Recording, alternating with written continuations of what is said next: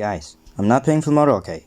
I know there's a huge watermark and a 5-second long logo thing at the end of the video, but I'm not paying the $50 or $80, okay? I'm not doing that.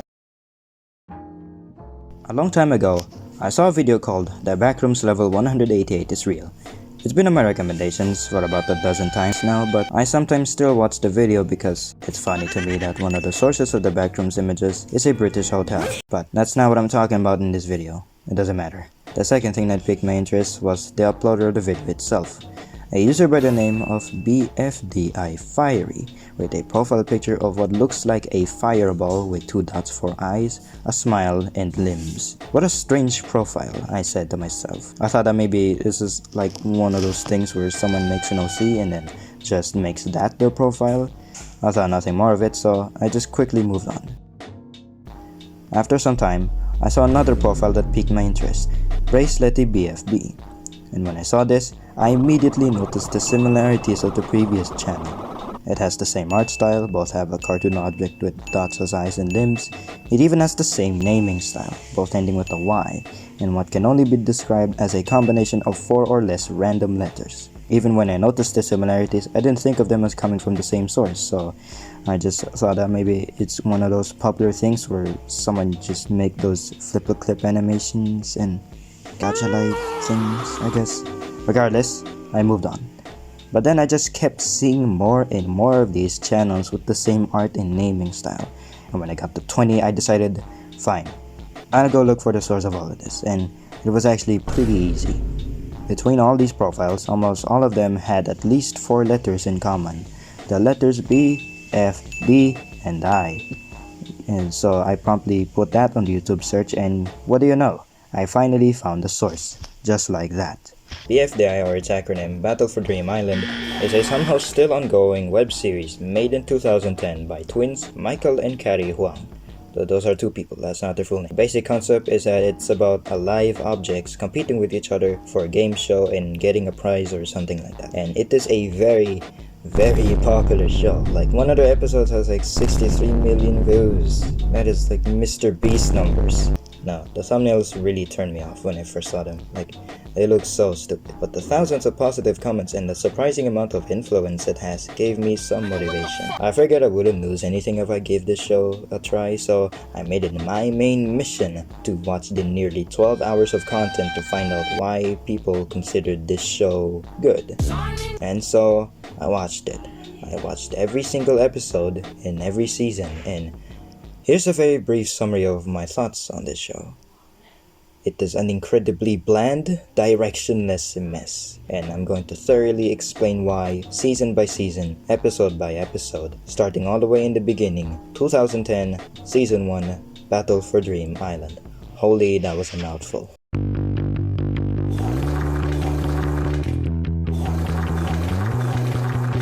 Now, this isn't the worst show in the world.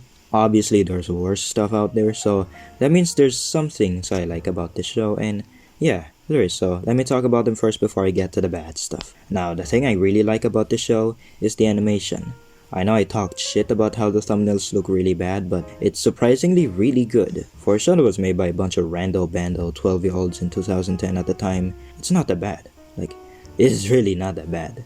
There's so much worse you could do here. I also kinda liked the voting aspect. It was basically the only thing I was engaged with the most in this season, but those are about the only major good things I have to say about Season 1. Now, the beginning of the show immediately starts off with the first bad thing in this season, and I feel it's a problem I have that kinda permeates through the whole series, and that problem is something I aptly named the very disorienting first episode syndrome. And I mean it. It's very disorienting. I can't fully explain why, but to try my best, think of the first episode of any show, which in my opinion is probably the most important part of any show. It's there to set up the feeling, the setting, the characters, or just the basic concept. This is supposed to be your first impression of the show. Okay, you got that? Now, I'm gonna show you the first 30 seconds of the first episode of the whole series, unedited. Here it is. Yeah, I know. She was so surprised. Really? Oh, for sure. I mean, it wasn't very big, just a little bug, but Flower went crazy. OMG, Flower is really afraid of bugs. Well, yeah. Flower thinks she's so fabulous. Like the time she asked Exci if she was beautiful.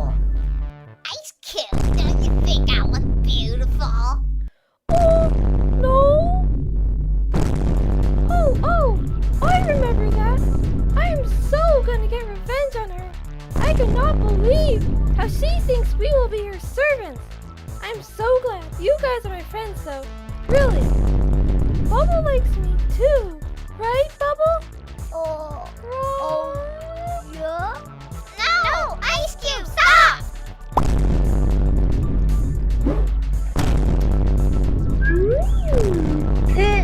You nearly... I have so many questions from these 30 seconds of footage, like, what is going on? Where are we?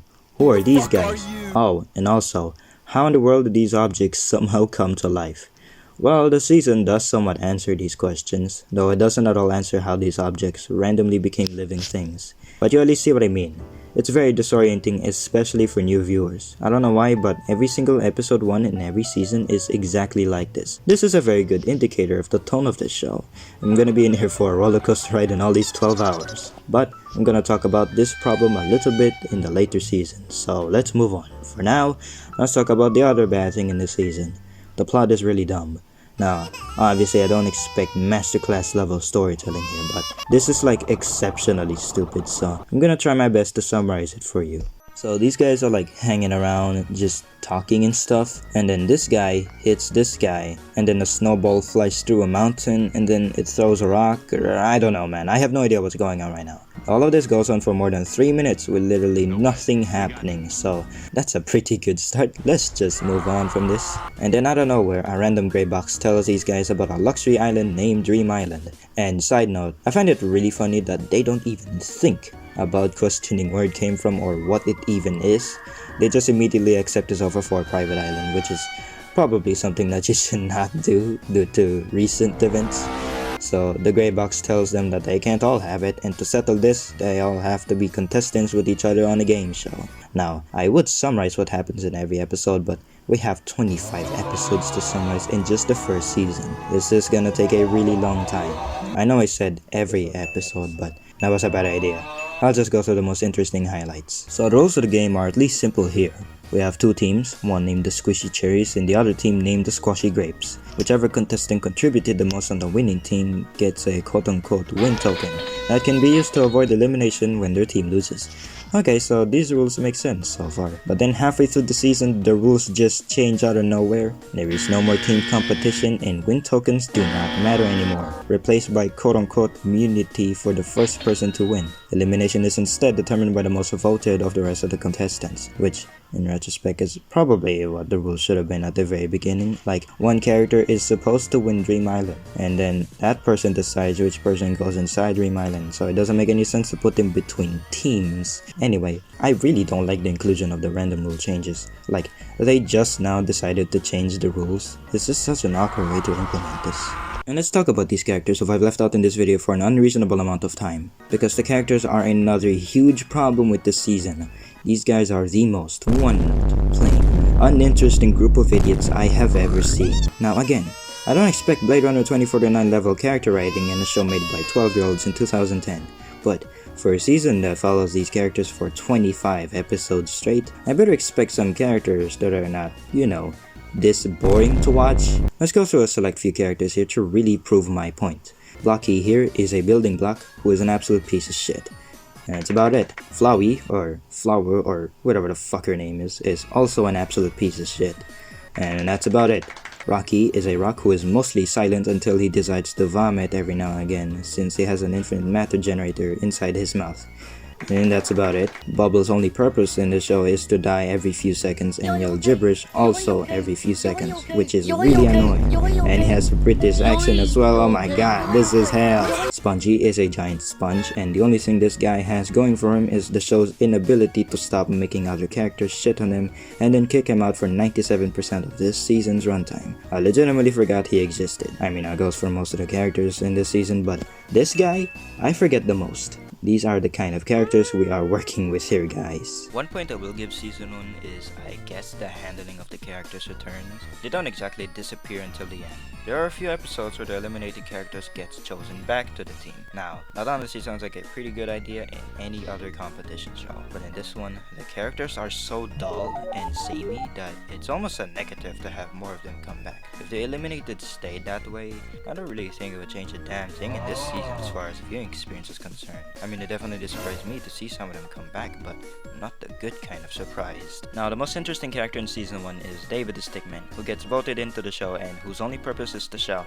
seriously, every damn second. It's not really David himself who's interesting, it's the fact that he was added to the show as fan-made content. And speaking of fan-made content, I will give this season, actually the whole show in general, some credit, because I actually do like the way this show handles it. The way it handles it is simple. It just puts them on the background, simultaneously shouting out the fans, and also serving as decoration to make the setting more lively, which is definitely for the better, because the first few episodes really look like a fucking barren wasteland. Alright, back to talking about this dumbass plot. The thing I really disliked in this season is the ending, because it is super out of nowhere. Like, I really want to drive home how much all of this stuff comes out of fucking nowhere. Like, there is so much shit that happens that you barely have time to breathe. So after all these challenges and trials, Fiery becomes the winner of Dream Island in a very anticlimactic way, I should add. Let's show the votes.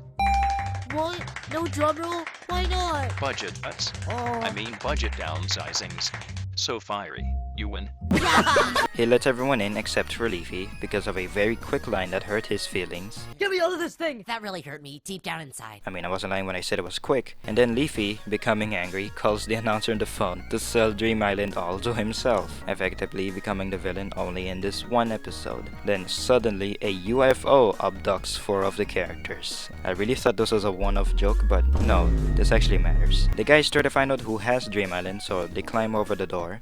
So because Leafy wasn't invited to Dream Island, which makes him a suspect. Meanwhile, back on the UFO, it turns out it's an announcer transportation center. Yeah, apparently there are what seems to be a species of announcers. One of them spits out a spiky metal ball, which miraculously hits Rocky's infinite matter generator. And at the same time, the guys find out Leafy bought Dream Island and get mad at him. She's turning evil! Oh wait, apparently Leafy's a she. They then rip Leafy's skin off, and it turns out he's a football. Oh wait, never mind, she's not. What? While the guys are screaming at him for buying Dream Island, Flowey burns everyone's recovery center that apparently everyone has, which means everyone dies forever. She then kills Bubble. What the hell is going on right now? Oh wait, no time to think about that right now because the announcer transportation center crashes on Leafy because Matchstick turns its flying switch off. Everyone in the UFO survives except for Woody because apparently he got a heart attack from seeing the color gray. The announcers come out and tell the gray one to turn home because they finally recovered the funds from the show. After that, everyone tries to crush Leafy to death but then gets saved by Fiery on a hang glider and then forgives her with a very rushed quote-unquote heartfelt speech and then flies off into the sunset. And that's it. That's how season 1 ends. What in the fucking fuck was that?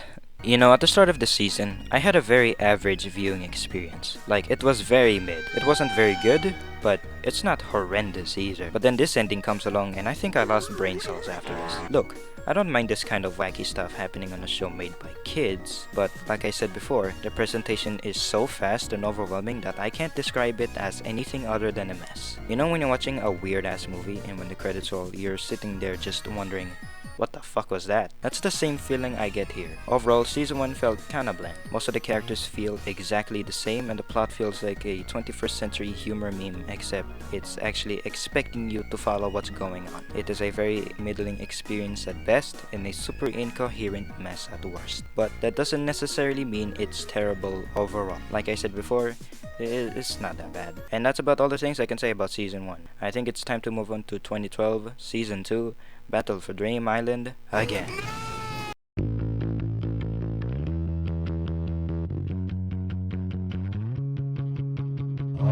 So season 1 was kinda mid. It's not dog shit, but it's not that good either. So how does the follow-up season 2 stack up? Is it an improvement over season 1? No. It is much, much worse. So immediately the first shitty thing I noticed, it's not even the content of the show itself. Like the layout of these episodes are confusing to say the least. Like okay, we have episodes 1, 2, 3, and 4. Okay, yeah, this should be tradition for every show in existence. But then we have episodes 5A, 5B, what? 5C, 5D, and 5E? What the hell's going on here? Yes, it's a small thing to pick on, but still, at that point just make it either different episodes or one long episode. Either would have worked way better than this. This is a pretty good sign of how things are gonna be in this season. It's not. Now again, before I talk shit, let's talk about the positives, or the positive. And I say that because there really is only one redeeming factor here. I mean, it's a big redeeming factor at that. It's the animation. Season 1 already looked pretty good, but Season 2 takes it a step further with more experimental visuals, and I think it pulls the visuals off really well. And the other good thing about Season 2 is that it's really short. It's barely an hour and a half, so at least I could actually summarize the plot in this one without the video taking an hour long. Alright, back to talking about the bad stuff, and the bad stuff in this one adds up real quick. So right off the bat, the very disorienting first episode syndrome kicks off way more in this season. We start off with this stupid ass chase scene with Leafy being chased on the ground. I guess that hang glide into the sunset didn't matter at all. Yo, how the fuck did you guys lose his ass? Leafy recites a Blue's Clues reference and then escapes. We then immediately cut to this voting stuff. I don't know what's going on. Why is all this stuff happening with no context? Vote by rating contestants' videos? What? 5-star rating died in 2009. This was made in 2012. What the fuck are you guys talking about? At first I thought that this was one of those skits each episode always starts with that doesn't actually matter to the story, but no, this stuff actually matters, I think. So this season has a whole bunch of new characters, but for some reason this season acts as if we already knew these characters because it doesn't at all explain why they're here now. I guess I'm gonna be the one introducing them. We have Donut here, who doesn't have anything that differentiates him from the others. We have Book, literally the same thing as Donut. And then we have Gelatin, we have Ruby, we have Fries. Then we have quote-unquote Dora the Explorer here for some reason. Then we have Yellowface, who only exists as an ad with some actually kinda decent jokes. Seriously, how will your that poor Dream Island for just 1995? You can tell me, Yellowface, how a that can bore an island? Just watch! And then we have Puffball, who's basically the Travis Scott of this season, always speaking in robotic auto-tune and also kills people. 8 of them to be exact. I'm proud of that one, not gonna lie. Oh man. Now this is something I didn't mention in Season 1 because it's an even bigger problem in Season 2. And that's the weird ass voice acting. Bommy, wanna join? If you don't join, I'll ignite you with fiery. Yellow face, want to join? I sure do. In Season 1, I didn't mind the voice acting that much. I mean, it was made by 12-year-olds at the time, so I don't expect anything good from that, so I gave it a pass. But in this season, it really seems like they wanna piss you off with this shit voice acting. And sometimes they have this robot voice filtrons for some reason. I may have been acting weird a while ago Like, because what the I fuck thought is it that? It's kinda hard to explain, but it gives it a very unique vibe. A very annoying vibe. Admit it, Book. You are suppressing Ice Cube's rights and should be ashamed of it. Ice Cube is a person too, you know. You should let her do what she wants instead of what you want. You are a filthy, self-absorbed, unloving, dirty... Oh, and by the way, if you thought that the plot in Season 1 didn't make any sense, this is just incomprehensible. This is probably the hardest season to recap in the whole show, so I'm gonna try my very best to recap some plot, if you could even call it that. So Pin, Coiny, and Donut are up for elimination because they lost the incredibly brief tug of war. During Cake at Stake, Donut gets the most votes, so he's out. Now the team only consists of Pin and Coiny, so they basically steal Teardrop into their team. Gelatin spins the wheel for the next competition. Wait, hold on. Why are they competing? What are they even competing for? You guys were chasing Leafy's ass because he stole Dream Island, and now you're suddenly competing with each other like the announcer told you to. What the fuck are you guys doing? Oh wait, I guess I ain't got time to think about that right now because now they're making a quote-unquote yoyal stew. Golfball orders the other contestants to fly with Puffball to find the quote-unquote yoyal berries. So on their way, Sponge Icy and Book fall off into the forest and then encounter evil Leafy, who for some reason is a completely different character from normal Leafy. I feel that the real Leafy being evil is kind of a missed opportunity, and I will give credit where credit is due because the sequences with evil Leafy are actually kinda horrifying. Shit! Fuck me! Shit! What the fuck?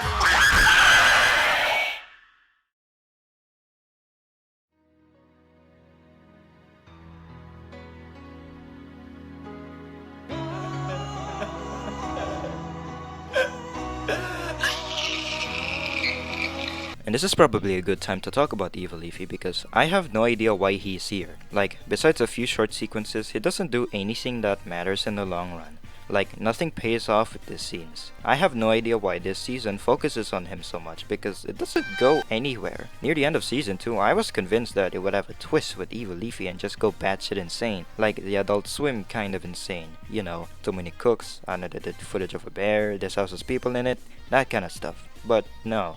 It doesn't do anything like that. This is an incredibly huge missed opportunity. I really think it would make the season so much better because at least he does something, but no, he's just kinda there. It may seem like a small thing to pick on, but like I said, the bad stuff adds up. So Evil Leafy chases them and then kills Spongy. So Evil Leafy chases them and then kills Spongy and then goes inside him or something. While at the same time, Puffball arrives at the place with the quote-unquote yoyo berries, but then gets attacked by Leafy, who for some reason has now become metal. What? Needle and Gelatin gather enough of them so they leave. Meanwhile, the other team dig down to find ingredients. They don't find anything, but Coiny plants yoyo berries and make a mashed up stew from that. Team Woe Bunch wins because their stew was quote-unquote sweet and simple. Wait, hold on. Who the hell is deciding who wins? I still do not know why they're competing with each other instead of actually trying to find Dream Island. Isn't that the point? So in episode 3, Puffball gets the most likes, so she wins her own personal speaker box. The teams have to kill bugs in each of their glass boxes. Ruby, Matchstick, and Pencil don't go inside their boxes because I guess they're dickheads. Wow. So hilarious. Team No Name kills all the bugs because Fiery ignites Bombi, who blows up, so they win. Yeah, nothing at all to talk about in this one. It ends pretty quickly. Episode 4 finally gives us some answers to the whole pointless competition problem here. If Fiery won Dream Island last season, why are we still battling for it? Wow, an actual legitimate That's right. question. Leafy stole Dream Island. Oh no, I forgot. No one knows where Dream Island is. So without Dream Island, we're just battling for nothing. Oh, are you just gonna joke about that? Okay then. Yeah, instead of explaining why they're doing this season's basically like, yeah, we know this makes no fucking sense and it sucks ass, but ain't that funny. That's like if Shane Dawson was like, hey, I fucked this can in the ass. Funniest shit I've ever seen. Literally. And I think it's a good time to talk about the humor of this season. Now, there is no aspect more subjective than humor. I mean, politics is a very good contender, but let's just say humor for this video. Some people might find it funny, some might not. It's all opinions here, so let me talk about my opinion of this season's jokes. Well, it's not the funniest jokes ever, to say the least. Let's just say that it's fucking doodoo. Referring back to my previous analogies, the best way I can describe the jokes in Season 2 is like if Person A robbed Person B. Person B is like, hey, why'd you do that? That's bad. And then Person A is like, yeah, I know it's bad. And then just keeps doing the same thing. In other words, it's like Season 2 knows its jokes are bad and then just keeps telling these dumbass jokes. Like, it doesn't even try to do any ironic bad humor. No, this is the extent of this season's comedy. And it doesn't help that most of them go on for so long. Look, relax. This super van has a built-in leg-powered recovery center. Hold on, leg-powered? Why would it matter if I use my hands or legs on that thing? Look, if you tried to use your hands on that thing, well, yeah. Well, you'd be sorry. Very sorry. Oh. Like, how sorry? Like, moderately sorry Like- or super, wow, over the top extremely sorry? Gosh darn it, that's pretty sorry right there.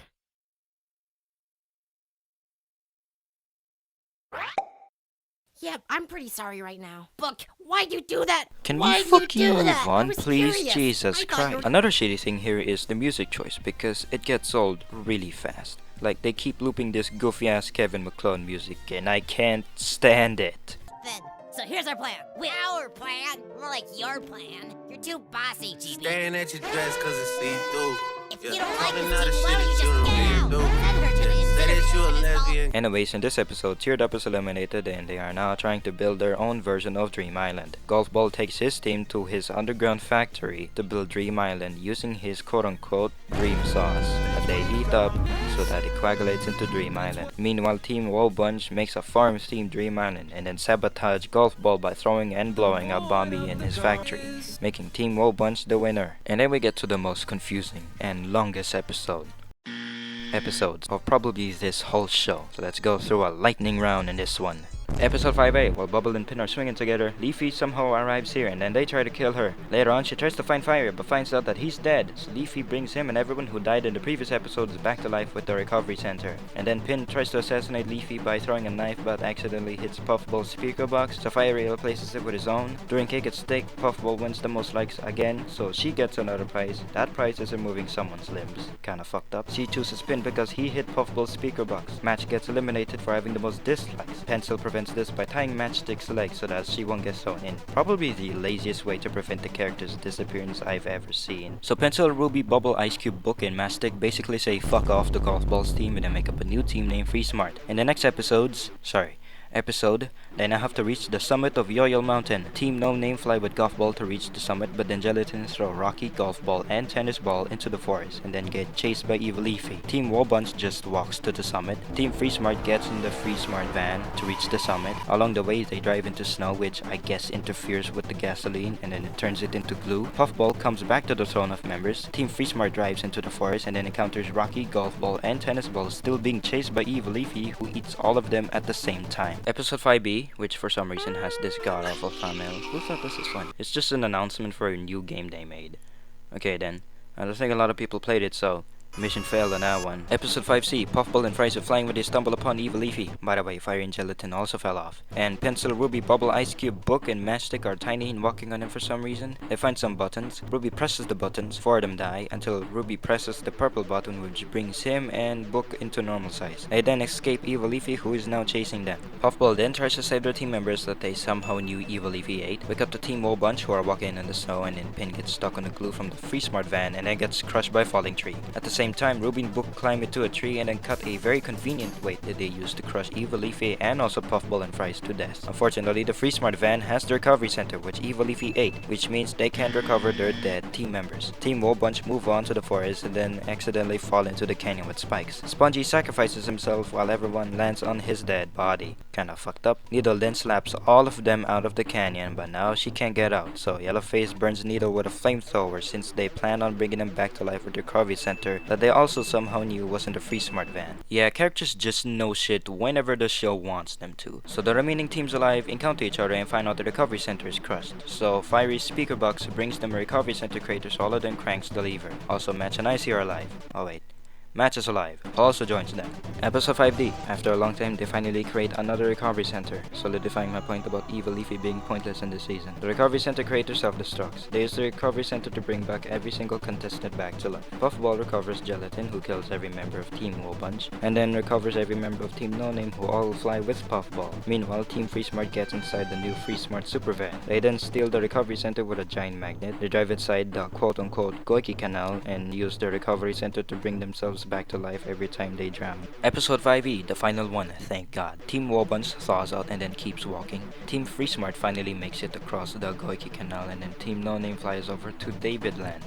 This doesn't matter, let's just skip here. Team Free Smart arrives at the Yoyal City, which is near the mountain, but the recovery center gets stuck on glue. Team No Name also arrives here, so Pencil kills all of them and then they walk all the way to the summit. But plot twist, this isn't actually the summit, it's on top of a giant metal pole. Team No Name catches up, but Pencil steals Rocky and then throws him to a giant piranha, so Team No Name has to go to the bottom to recover him. Team Free Smart then crosses the obstacle course, which is probably the best looking scene in the whole season. Again, 14-year-olds made this, but this scene is downplayed with, again, this goofy ass music. What the fuck is this? Oh, and if you thought season 1's ending is stupid, this is even worse. So they finally reach the summit, making them the winner. Meanwhile, Team Wobunch realizes that they're way behind, so Coiny throws a stick, which miraculously hits the steal button in the Free Smart super van, which activates the giant magnet. Somehow attacks Needle, so everyone holds onto him and then carries them all the way near the mountain. Team No Name gets close to the summit, but then Puffball realizes that every time their team loses, she always gets a prize at cake at stake. So she basically says, fuck that shit, and then just falls all the way down to the giant piranha, making Team Wobunch second place and Team No Name up for elimination. And then, that's it. That's all they do. There are no more episodes after this. The season doesn't lead up to anything. It doesn't answer why they're still competing or why they're doing this. Nope. That's how the season ends. Full stop. Oh man. This one's dick all. One of the biggest problems I have in this season is that there's so much unnecessary shit. I mentioned in this video how Evil Leafy and David Land didn't matter in the slightest, but you guys haven't even seen an eighth of the unnecessary shit I had to watch in this season. It was a mental war between me and the urge to press the right arrow to skip 5 seconds 100 times. I wanted to skip it so bad. Like, I was exhausted after I finished it because I was really fighting the urge to skip the unnecessary stuff. There were so many times where the characters characters have a problem and then it fixes itself immediately. Either that or something happens that causes the same problem and it just goes back and forth and back and forth and back and forth, and it's just not fun to watch at all, which makes it incredibly repetitive. A huge chunk of this stuff is just like a really long setup for a gag, not even a bad joke, just really irritating. I don't know how else to describe this season, but it really feels like someone took a bunch of quote-unquote funny YouTube clips and then just mashed them together in 9 separate videos. Not a show. Okay, I get it. Season 2 was cancelled, so I guess I can cut them some slack, but it doesn't change the fact that I did not enjoy this at all. It's messy, it's corny as shit, and feels like only people who watch YouTube Kids will enjoy this. Anyways, I'm done talking about this shit. Let's just move on to Season 3. Please. Please, let's just move on from this, okay? Please.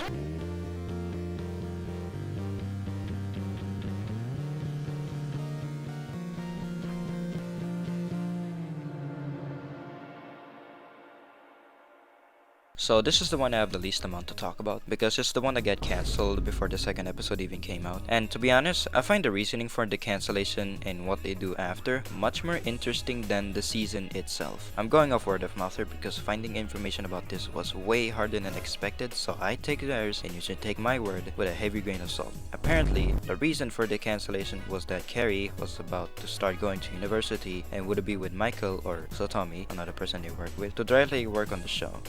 Okay, that's pretty fair reason. But instead of finishing all that stuff and then working on Season 3, they decided to instead make up an entirely new season with a new plot that doesn't continue anything from Season 3.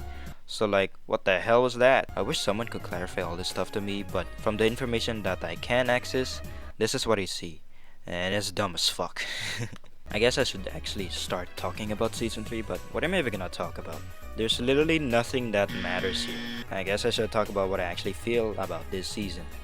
It's like if the very disorienting first episode syndrome was the whole season. That should give a pretty clear answer as to what I think about this one. I know a lot of people say that this one has a lot of potential and is already pretty good, but to be honest, I get just about the exact same enjoyment from this one compared to any other episode from the previous seasons. And yeah, that's literally all the things I could talk about in this season. So let's just move on to 2017 Season 4, Battle for Dream Island.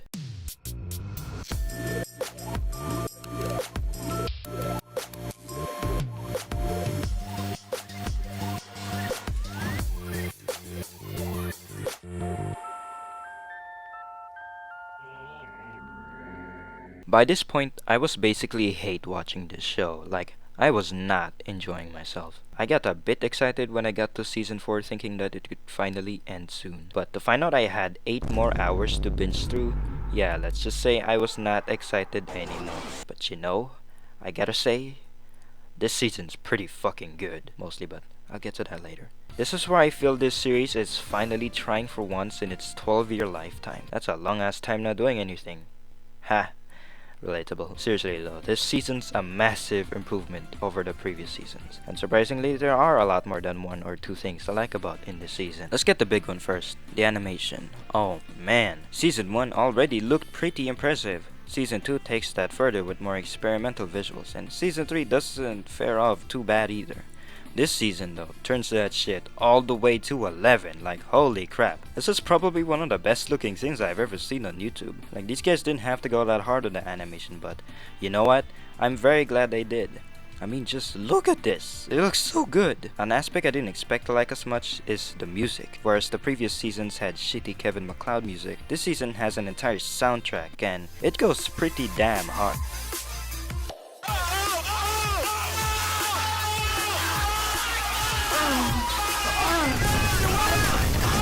Another aspect I didn't expect to like as much is the writing, because I really like it. The interactions between characters and the dialogue are not nearly as intolerable as Season 2, or just any of the previous seasons for that matter. I mean, there's still some scenes that kinda grate me, but by this point I was grateful for any improvement, so I didn't mind it as much. Plus, some of the jokes are actually funny.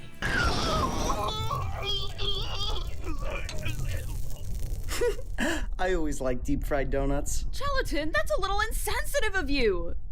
Dark humor is the way some people cope with tragedy. There's still some jokes that kind of fall flat, but again, pleasantly surprised. Now the biggest change in the season is that there are about 60 characters now, which by the way I'm not gonna name every single one of them, that'd take way too long. At first I thought, oh god, this is gonna be a huge miss. But surprisingly, no. It wasn't. The previous seasons had character interactions that were either way too short or way too long. The interactions in this season I felt were at just the right amount of screen time, and the episodes are pretty dense as well. Like a lot of shit happens but it wastes no time, like it doesn't drag stuff out for too long or skip it a few seconds after it's been established. No, it doesn't do any of that most of the time. There's also a lot of cool shit that happens as well. Like for example, there's this scene where Robot Flowey is controlling remote and it's shown in this cool meta virtual code world shit. Like that's fucking cool as hell. I like that. That's some good shit. Like what the fuck. Speaking of which, the characters themselves are so much better. Every character actually feels distinct from one another. Like they have distinct traits. There's a dynamic between every one of them. I know I'm listing like the bare minimum shit that's needed to create a show like this, but dude, I was relieved, grateful for everything that this season gave me. There are a lot of weird ass characters in this season, but weird in a good way. One of my favorites is Black Hole, which I know sounds stupid, but trust me, he is anything but bad. He's treated in the season like a godlike being, but one that's really bored out of his fucking mind. Seeing him solve almost every problem in his team named Pack with like a near emotionless voice actually makes him really fun to watch anytime he actually does something. Plus, it's a Black Hole competing in a game show. That's stupid as hell, but in a fun way. Another one of my favorites is Loser, who is something kind of for the same reason I like Black Hole a lot, minus the bored out of his mind part. We have Roboty, who can teleport into what seems like an alternate universe where he sits there at peace anytime he doesn't want to be with people. Like, that's weird, but in a good way. And that's the best thing about this season. It's stupid as hell, but never in an irritating or boring way. Plus, there's actual character development and conflict. Like, we have Taco and Book here discussing and coming to terms with what their friendship actually is. Fire and Leafy also get something like that. Like, what the fuck? Did they hire a writing team for this show? Like, this is so much better. The games themselves are sometimes really fun and creative. There's this one episode where one guy is glowing, and if another guy looks at him, they glow. The goal is to not have a member that glows or else their team is up for elimination. That's fun as hell. I wanna play that game. There's this other episode where one member of each team gets their mind swapped with each other, and the goal is to not get noticed before time runs out. An episode uses this concept to have characters identify each imposter based on what they actually do and what their traits are. I like that. And I should probably stop leaving the elephant in the room, so I'ma mention it. This season has a new host, who is 4, based on the cartoon the twins made in 2009. Yep, there he is right there. And next, yeah, he also makes an appearance in this season. I know, it sounds dumb, but what they do with these characters makes them anything but dumb. I really like that this season has this, like, the sense of mystery around 4 and X. At the beginning you're like, who are they? Where did they come from? Why are they forcing these characters to play a game show? These guys are also pretty fucking brutal. Like, they don't just eliminate them, they fucking disintegrate them into nothing. Almost every episode reveals new information about these guys. My favorite episodes by far are episodes 13, 14, and 15. I really like episodes 13 and 15 because it answers the most questions about 4. What happens to the characters after he disintegrates them? Apparently they're not dead, instead they're teleported into a pocket dimension inside them where they must answer algebra questions for eternity if they want to escape. In episode 15, when they open the door, they find out they can just escape out of 4's mouth. It's that kind of like stupid creativity that I really appreciate. I really like episode 14 a lot, but for a different reason. Every character is utilized so well, and none of their interactions feel wasted in this episode where they have to dig to the center of the earth to find X's emeralds or whatever. I'm not making the incredibly predictable algebra joke here. There's also a lot of subtle gags I like. For example, the intro starts only when the characters are in the exact same pose as 4. It's almost like a game in itself trying to guess when the intro will start. The intro also includes 4 and X's feat to spell BFB. Pi explodes almost every time. The Death Pack is a team whose sole purpose is to prevent people from dying but fail every time. Overall, I was actually enjoying the first half of the season. Although despite the amount of good things I've said, I do want to clarify that this is still like a 6.5 or 7 out of 10 at the very best. So it's not like amazing by any means, but yet again, pleasantly surprised. This is the one season where I feel nothing was put here out of laziness. It feels like they actually put in effort here, and that just makes me so relieved. But then, as soon as I start to actually like this show, they introduce episode 16, the biggest mess of the whole series. Buckle in for this one. This episode introduces 2, a new character just out of complete nowhere, who basically says, hey, I can make a better show than this guy. And most of the interesting characters are basically like, yeah, why not? and then they just leave the show to go to the other show named The Power of Two, leaving us with a third of the cast.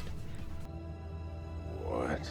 No, alright. Thankfully, Jack and Jellified did upload a video answering why. We wanted to return to the spirit of the very first season of our show, BFDI. There's this magic when I look at old BFDI. They weren't as polished, they didn't look as good, but they had this spontaneity. So we said, like, time to go back to the drawing board. So around the summer of 2018, we realized there were actually two different things that people were looking for. One of those things were the crazy, silly, low-stakes episodes. And the other thing were really long story arcs, lots of character development, super polished animation. So these two desires were very different, and I think BFB was trying to cover both bases, so we figured a split in the show was inevitable. So we have the branch BFB with only 14 contestants, that is the whimsical side. And then Teapot, which has 40 contestants, will be the pinnacle animation side. A big motivation for this was I realized at the pace that BFB was going that the season wasn't going to announce a winner until I was in my 40s. The goal with new fast BFB is that episodes come out significantly more frequently than they have been. I mean, I respect the decision, you know, the balls to do something like that.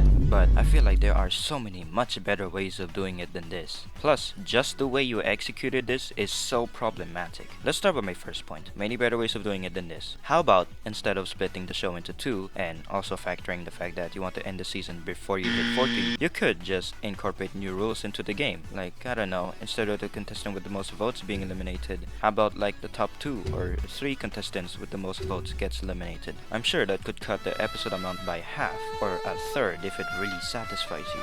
You've done a lot of rule changes in this show. I'm sure this won't be any different. Or, I don't know, make an episode where 4 goes on a killing spree. Or something that would justify the elimination of a whole bunch of characters. Oh, and also, we realized there were actually two different things that people were looking for. One of those things were the crazy, silly, low-stakes episodes. And the other thing were really long story arcs, lots of character development, super polished animation. So these two desires were very different, and I think BFB was trying to cover both bases, so we figured a split in the show was inevitable.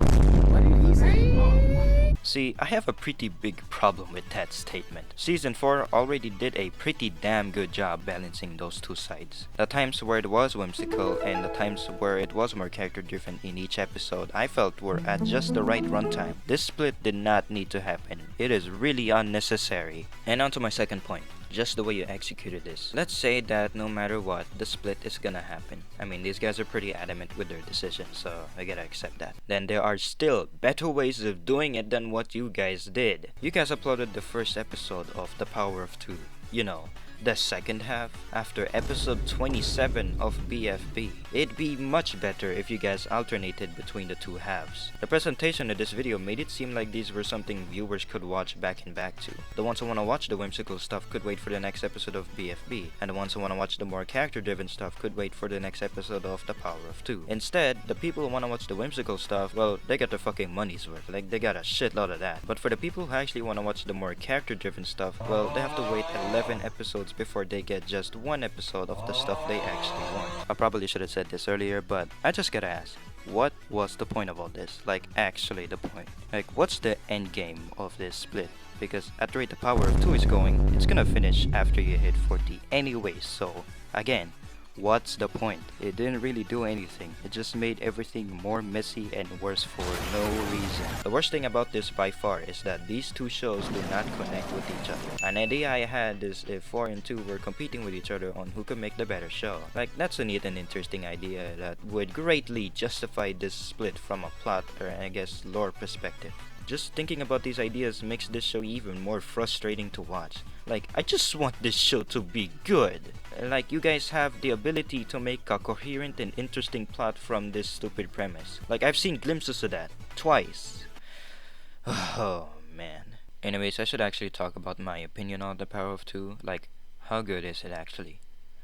I don't know. I mean, it's basically a better version of IDFB. I mean, there is a bit more to it than that. Like, there's actually more to talk about in this one than Season 3. They introduced 2 new characters, Prize Tag and Winner, which they then make a shitty backstory of with him and Loser. This one actually has a competition unlike IDFB. They basically have to go on top of this building first. Wow. How fucking riveting. But at the end of the day, I know that this shit won't happen. I can bet a significant wager that they'll probably cancel the Power of Two after this one episode. God damn it. And I should also talk about my opinion on the second half of Season 4. Like, what changed after the split? I have a lot of shit to talk about with this one. It's basically the first half, but worse in every possible way. We are back to the shit that I hate so goddamn much. We are back to having plot stuff that doesn't matter at all. We're back to characters being shallow and annoying as hell. How in the hell did we get back here? You remember earlier when I said that this is the one season that felt like nothing was put here out of laziness and felt like actual effort was put here?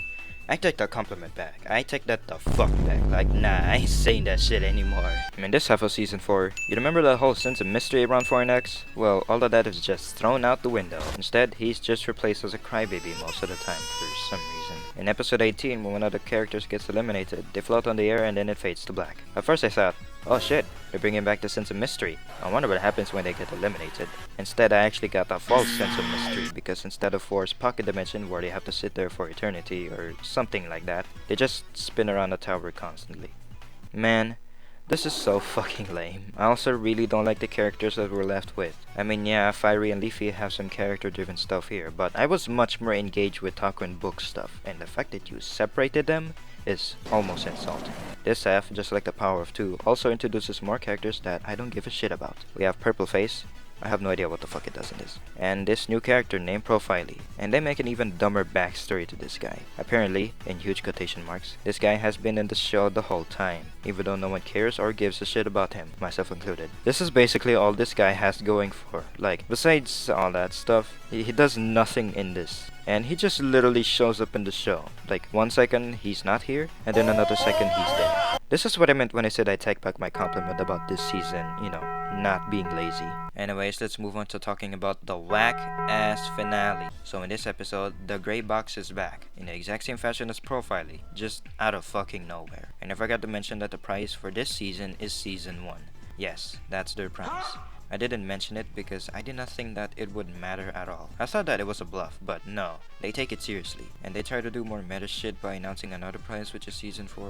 Yeah, they try to be meta in this. I don't know what the hell is going on right now. But they just forget about that prize after a minute, so that's fun. So announcer gives Season 1 to Flowey, but then again, out of nowhere, Purple Face comes back to steal it. Then he gets into a bus to hide it, but then it gets found immediately. While at the same time, Forrest being a crybaby and then morphs into the desert to get away, and then they chase him with the free smart super van, and then the announcer is on the bus. When did you get here? So they all try to steal Season 1 to themselves, and then the bus almost falls off a cliff, so everyone gets out except for Purple Face, Flowey, and announcer. Apparently, Purple Face is an unpaid host. Okay then. An announcer says that this is the last copy of Season 1 to survive. What?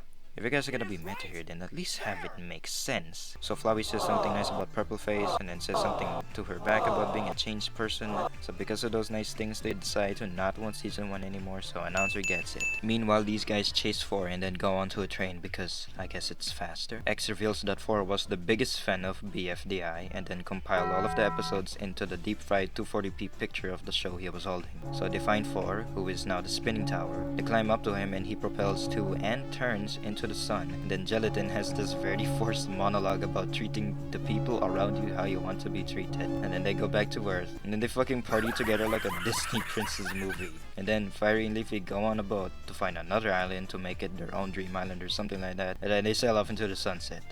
Wow, they really just pulled every cliche out the book for this one.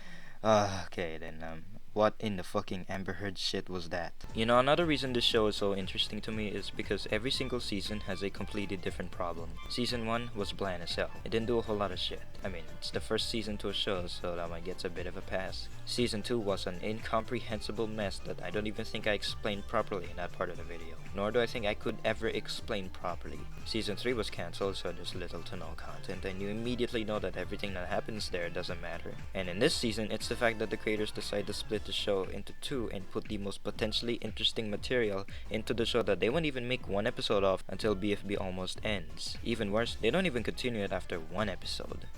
Oh shit. You know, this video was supposed to come out before the Power of 2 episode 2 came out, but hey, school was clearly way more important than this show. And I know guys, I said I was gonna watch every episode of every season, but I'm not watching episode 2. I'm sorry guys. Not only because I don't want to waste more time watching this show, but also because by the time this episode is released, the series is basically over by this point, so I have no real incentive to watch this. Besides, would the quality of this episode justify butchering the fuck out of this show's only potential? No. Probably not. I get that there were probably some repercussions along the way, but still, it feels like this show just wants to be messy as hell. Fuck, dude.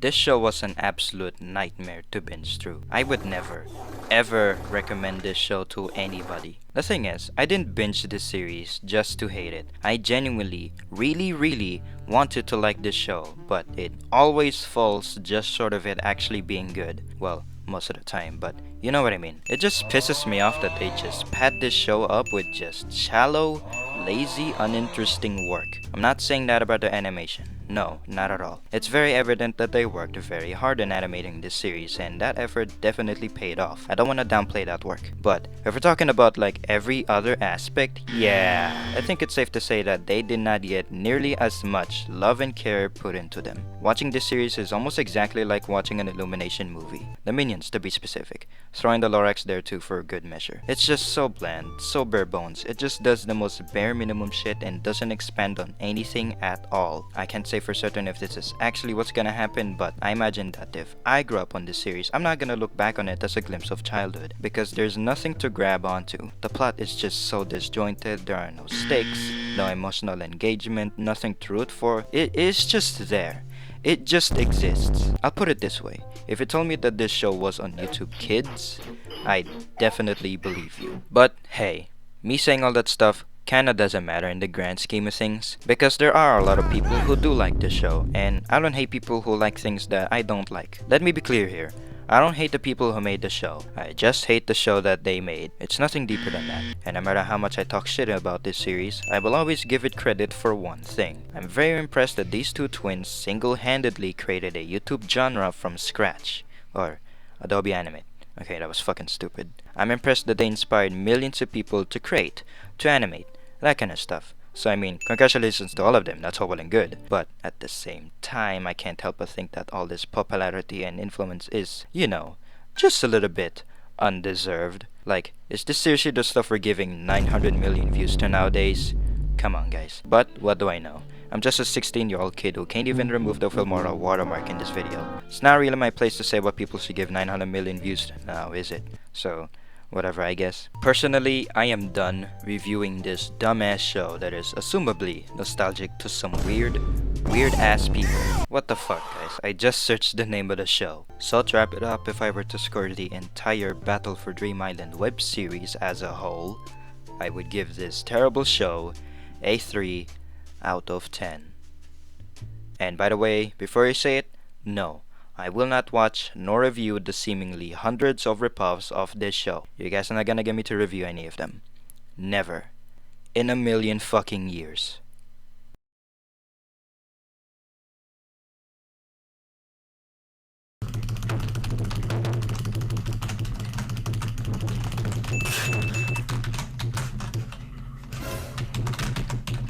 And welcome to Cannibalism Week here on the 3 channels. 3 theories all about feasting on your fellow creatures. So it should come as no surprise that Yoil Cake 20. No, I can't. I can't escape this show. I can't. I know. No.